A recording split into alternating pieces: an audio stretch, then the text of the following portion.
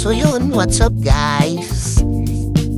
It's Friday at mahal na araw sa aming mga Katoliko. Usually, pagka mahal na araw, ginagawa ng mga debotong Katoliko is umakyat sa mga groto.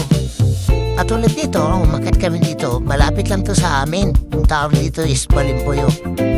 Yung may tatlong krus sa bundok. Groto pa rin naman siya kasi sagradong lugar pa rin siya na pinupuntahan ng maraming tao kapag mahal na araw.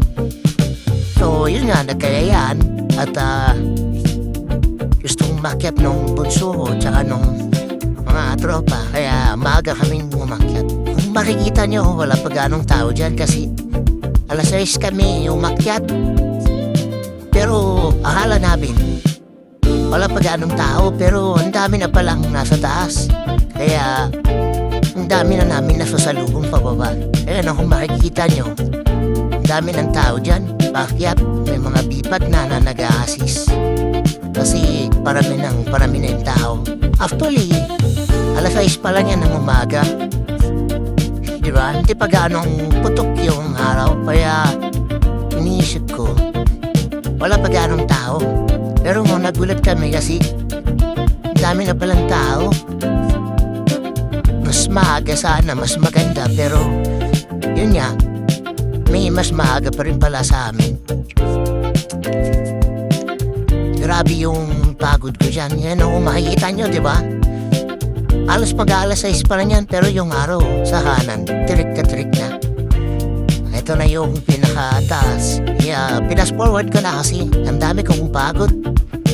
Kung kasama ko lang kayo umakyat, grabe yung hingal. Ayan yung bunso kong anak ko. Kasama ko, siya yung nag-alalay sa akin kasi pahinto-hinto ako at hindi nakatulad ng dati. Siyempre, alam nyo na, medyo umidad na rin tayo. Pero noon, mga lods, sa maniwala kahit sa hindi, tinatakbo-takbo lang namin to. Dito kami naglalaro noon. Pero ngayon, yun nga, lumilipas ang panahon, nagbabago, kaya ganun talaga. So ayan kita nyo, daming tao. Siksika na sa taas, wala pang alas 6 yan. Tapos trick na yung araw. Kung makikita nyo, di ba, liwaliwanag na. So ito, hindi siya na tayo sa tuktok. Makikita na natin yung buong Olongapo. Ayan. Ayan ang lugar.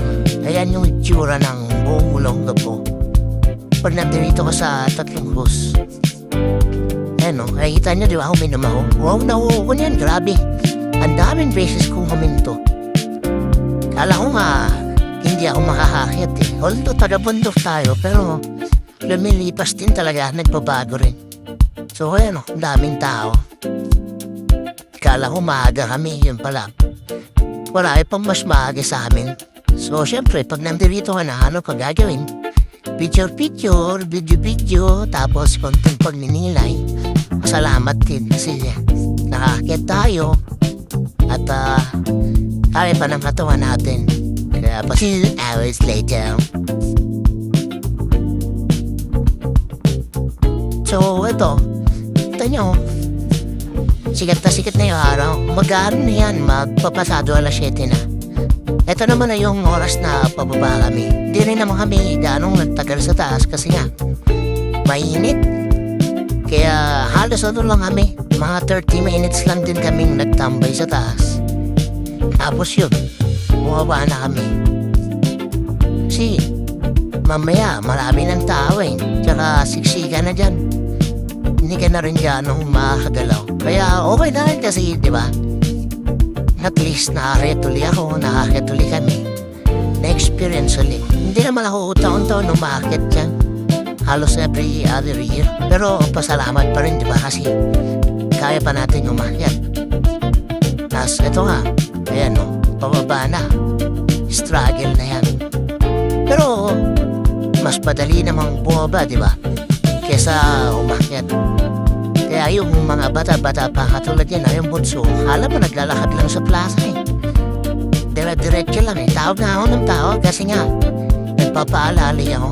Baka gumulong yung tatay. Pero yun lang. Okay naman, nakarating naman tayo ng maayos.